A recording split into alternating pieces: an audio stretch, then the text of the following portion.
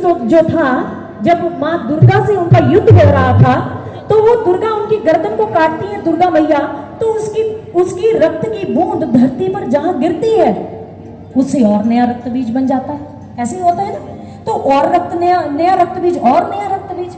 तो गोस्वामी तुलसीदास जी कहते हैं, ऐसे ही आज वसुदेव देवकी को यह ना लगे कि भाई हमने कोई बहुत अच्छा कर्म किया है, जो महाराज कंस मथुरा के राजा हमारे सारथी बनकर जा रहे हैं, इनका भ्रम तोड़ू मैं, यहाँ मैं नहीं और कंस की भी मैं आ रही है, ये भ्रम तोड़ना है मुझे सबका, ये मेरी कृपा क्या होती ये बताना है। और गोस्वामी तुलसीदास जी कहते हैं कि फिर माँ दुर्गा जी ने क्या किया, उन्होंने चंडी रूप धारण कर लिया और उस चंडी रूप में आकर और खप्पर लिया, तीक्ष्ण तलवार ली, अब की बार रक्त बीज की गर्दन को काटा, जो रक्त निकला उसे खप्पर में लिया और उसका पान कर लिया और रक्त बीज को समाप्त कर दिया उस माँ को। ऐसा माँ ने किया काली रूप धारण करके।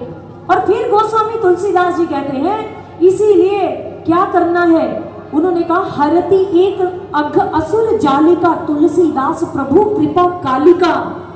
अगर तुम भी अपने मैं रूपी अघ का, पाप का नाश करना चाहते हो, तो उसके लिए भगवान से उनकी कृपा रूपी कालिका की मांग करो कि हे प्रभु मुझ पर कृपा रखना, ताकि मेरी बुद्धि भटके नहीं, मैं आप पर आश्रित हूँ, आपकी कृपा से ही कार्य कर रहा हूँ, आपकी कृपा पर ही रहूंगा सदा के लिए, आपकी कृपा के बिना मैं कुछ नहीं हूँ प्रभु, मैं तो कुछ हूँ ही नहीं। तो ये कृपा मांगनी है भगवान से, और ये कृपा हुई है आज वसुदेव और देवकी जी पर। और दूसरी बात, ये आकाशवाणी कंस के लिए चोट थी।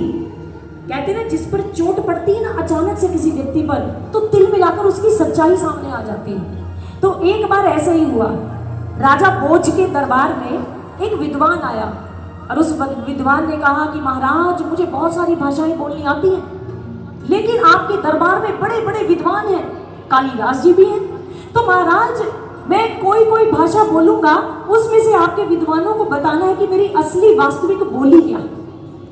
तो उन्होंने कहा, क्या बड़ी बात है, हमारे यहाँ बड़े रत्न हैं, आइए आइए विद्वानों। और सारे विद्वान जो थे वो पराभूत हो गए, पराजित हो गए, कोई उनकी असली बोली नहीं समझ पाया। राजा भोज ने कहा, बुलाओ कालिदास को। कालिदास जी को बुलाया गया, सारी बात सुनी कालिदास जी ने। उन्होंने कहा कि महाराज मुझे एक रात का समय दे दीजिए, बस सुबह में सारा भेद खोल दूंगा। उन्होंने कहा ठीक है। और वो विद्वान जो आए थे, बहुत सारी भाषाएं बोलने वाले, उनको अतिथि गृह में ठहरा दिया गया। अब रात हुई, गहरी रात, वो अतिथि जी, मेहमान जी गहरी नींद में लंबलेट सोए हैं। अचानक से चुपके चुपके से कालिदास उसके कक्ष में आए, हाथ में एक डंडा लिया और वो डंडा लेकर आए और उस अतिथि के पैर पर मारा, 1 2 3, वो अतिथि उठकर बैठा और बोलने लग गया। अब कालिदास जी वहां से भाग गए। जैसे ही सुबह हुई तो राजा भोज ने कहा, बोलिए कालिदास। कालिदास जी ने बता दिया, ये फला बोली इनकी असली बोली है। तो विद्वान ने कहा, आपको कैसे पता? कालिदास जी ने प्रत्युत्तर में कहा, पहले तो मुझे क्षमा कीजिएगा, वो जो रात को आपकी पिटाई हुई थी ना, अचानक से डंडे बरसे थे, वो मैं ही था, तो मुझे क्षमा कीजिएगा। तो कैसे जाना मेरी असली बोली, ये बताइए। कोई बात नहीं। तो उन्होंने बताया कालिदास जी ने कि जब मैं अचानक से आया और आप पर अचानक से प्रहार किया, चोट की, तो आप अपनी असली भाषा में आकर अपशब्द बोलने लगे। तो गुमराह कर रहा था। भगवान ने चोट की, एक ही चोट की, और उसने तलवार निकाल ली और अपनी असलियत, अपनी वास्तविकता सबके सामने प्रकट कर दी कि मैं देवकी का हितैषी नहीं हूँ, मैं तो इसके बालकों की हत्या करने वाला हत्यारा हूँ। उसने स्वयं सिद्ध कर दिया। और इसीलिए देवकी वसुदेव जी की जो प्रथम संतान हुई कीर्तिमान, उससे लेकर उनकी 6 संतानों तक कंस ने उनकी निर्ममता से हत्या कर दी। उन दोनों को कारावास में कैद कर लिया। और तदुपरांत अब वैकुंठपति श्री नारायण जी ने अपने शेष नाग को बुलाया, अपनी शेष को आवाज लगाई और उन्होंने कहा, हे शेष, अनंत शेष, प्रकट हो जाओ। जैसी आवाज लगाई, शेषनाग जी प्रकट हुए। आज्ञा करे प्रभु, क्या आज्ञा है मेरे लिए? हे शेष, हमारा धरती पर अवतार लेने का समय आने वाला है, उससे पहले आपको जाना है देवकी माँ के गर्भ में और वहां जाकर अपना स्थान बनाना है 7वीं संतान के रूप में। शेष जी ने इस बात को स्वीकार कर लिया और फिर योग माया से कहा कि आप भी आइए और उस गर्भ का संकर्षण करके उसे रोहिणी माता के गर्भ में लगा दीजिए। भगवत प्रेमियों, जब सुखदेव मुनि जी कथा सुना रहे थे राजा परीक्षित को, तो राजा परीक्षित ने कहा कि मैंने सुना है कि बलराम जी की 2 माताएं थी, शुभदेव मुनि जी मुस्कुराते हुए कहने लगे, बिल्कुल ठीक कहा, जन्म देने वाली रोहिणी है, लेकिन सबसे पहले देवकी उनकी माता है, इसलिए उनको संकर्षण कहा जाता है। उनकी दो माताएं हैं, उस माता के गर्भ से निकालकर दूसरी माता के गर्भ में उनको स्थित किया गया है, इसलिए उनकी दो माताएं हैं एक ही जन्म के अंदर।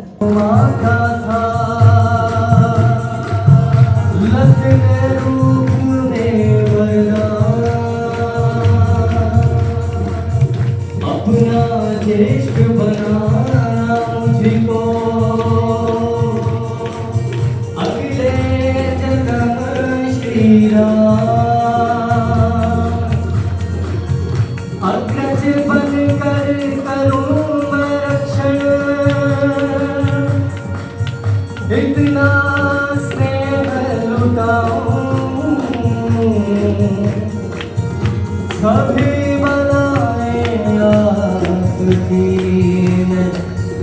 अपने सिर ले जाऊं, अपने सिर ले जाऊं, अपने सिर ले जाऊं। बोलो बोलो भक्त श्री बलराम की जय। पुरुषोत्तम हो अनंत तुम, हे पुरुषोत्तम हो अनंत तुम, अनुपम तेरा नाम, अनुपम तेरा नाम, तेरी हो जय जय जयकार, हे बलराम श्री बलराम, हे बलराम श्री बलराम, और तेरी हो जय जय जयकार, हे बलराम श्री बलराम, हे बलराम श्री बलराम, हे बलराम श्री बलराम।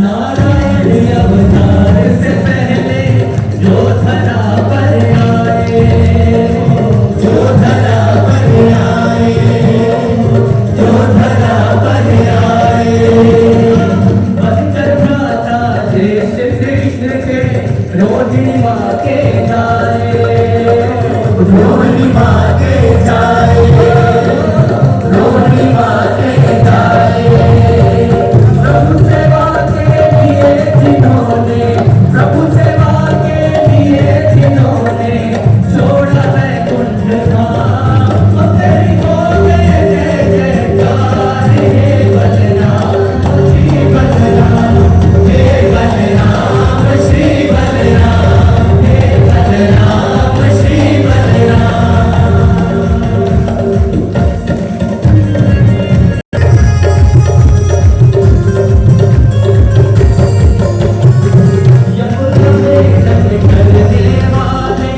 ब्रजमंडल के भूषण, ब्रजमंडल के भूषण, ब्रजमंडल के भूषण,